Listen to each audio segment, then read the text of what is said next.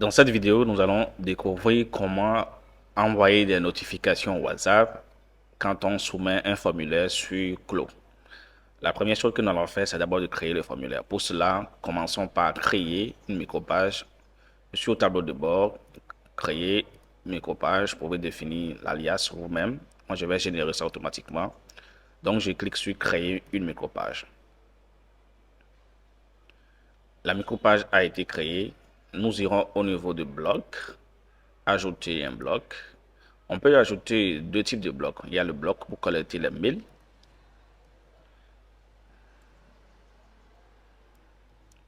Voilà, inscription de courrier ou de mails. Ou le bloc pour collecter les téléphones. C'est le collecteur de téléphone. C'est ce qu'on va essayer. On clique dessus, on va donner un nom. On va juste dire WhatsApp.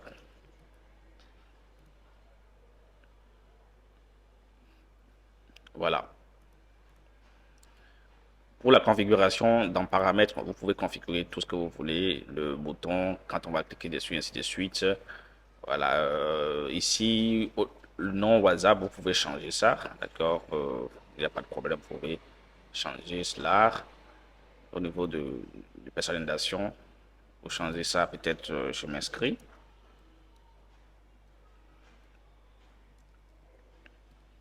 Voilà. OK. Donc, vous pouvez sauvegarder, modifier les couleurs et tout le reste. Donc, vous pouvez gérer.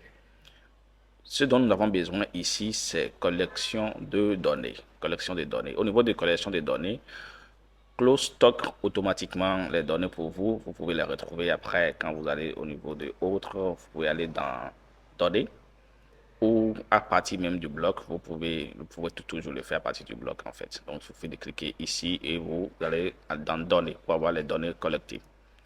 Vous pouvez également recevoir un mail qui vous envoie les données collectées chaque fois. Mais ce qui nous intéresse, c'est là où il y a URL webhook, parce que c'est là nous allons insérer un lien pour pouvoir recevoir les notifications sur WhatsApp chaque fois que quelqu'un remplit le formulaire. Ce que nous allons faire maintenant, c'est de générer le message à envoyer. Ensuite, nous allons composer le lien de WhatsApp API et pour terminer, configurer dans Clo. Il faut aller sur whatsapp.app et vous allez vous connecter. Donc, si c'est pour WhatsApp. Maintenant, pour la composition du lien, je vous suggère d'aller au niveau de Clo toujours. Vous cliquez sur Autre, sur Outils. Et au niveau des outils, vous allez chercher WhatsApp. Donc là, vous cliquez sur Générateur de lien WhatsApp. À partir d'ici, vous pouvez faire ce que vous voulez. Maintenant, moi j'ai déjà ouvert pour aller plus rapidement. Je vais saisir ici le message qui sera envoyé. Là, j'ai mis bonjour, je suis allé à la ligne. Voici les noms. J'ai mis NN. Voici les téléphones TT. Parce que ici, c'est un formulaire pour collecter le nom et le téléphone. Vous voyez? Donc, ça a généré ici un message et un code ici. Bon, c'est un code de message. Voilà.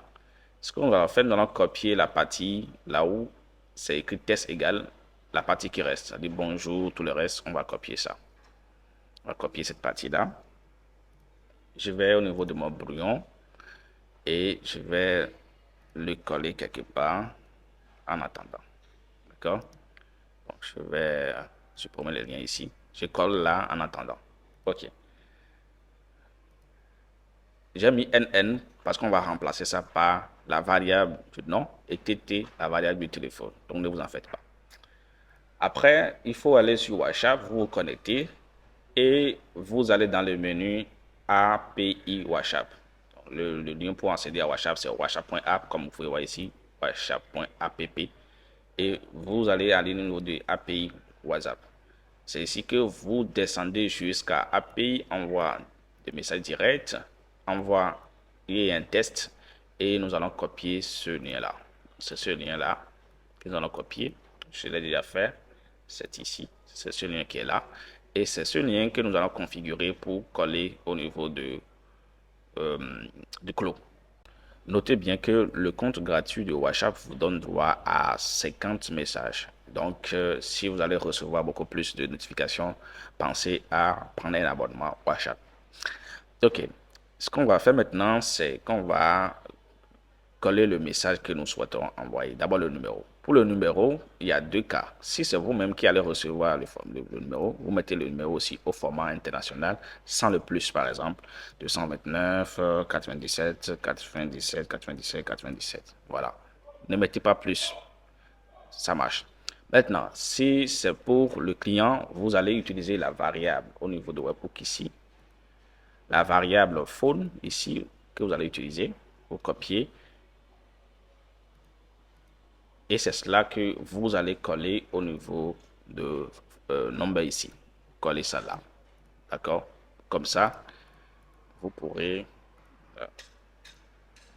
comme ça, le message sera envoyé au numéro qui a rempli le formulaire. Mais si c'est pour vous-même, vous mettez votre propre numéro. Le reste, on n'a pas besoin de toucher. On va toucher la partie test message. Alors, il y a cette partie-là, l'idée d'instance que vous devez mettre et l'access token que vous devez mettre. D'accord? Puisque là, c'est vos informations personnelles. Mais pour le faire, il suffit que au niveau de WhatsApp, vous descendez complètement, vous remontez, je vais dire, complètement en haut. Je ne vais pas le faire parce que j'ai caché mes informations. Et vous allez sélectionner le compte que vous voulez. Le compte avec lequel vous voulez envoyer le message. D'accord? Le compte WhatsApp qui va envoyer le message. Et là, vous verrez que Instant ID sera mis pour vous et Access Token sera mis. Pas défaut, moi je l'ai caché. Donc, si vous faites ça, vous aurez, quand vous allez copier le lien, les informations là seront là automatiquement. Sinon, ça ne marchera pas. OK. Après ça, nous allons remplacer le message. Pour le message, c'est bonjour suivi de tout ça. Le nom, c'est NN. Voilà. Maintenant, nous avons besoin de remplacer NN. Si vous faites ça depuis les messages, ça ne va pas marcher. Ça va remplacer par des codes bizarres. C'est pourquoi j'ai mis NN et TT pour pouvoir remplacer ça facilement ici. OK. Là, le téléphone ici, je vais coller le lien parce que j'ai à copier. Je vais remplacer TT. Je vais effacer et je vais coller en fait là, phone. Et au niveau des messages, là où il y a le nom, c'est NN là, et je vais coller en fait. Oh, je vais coller sans la mise en forme. C'est bien sûr name en fait. C'est name. C'est le name qui est le nom, la variable name. C'est bien correct ici.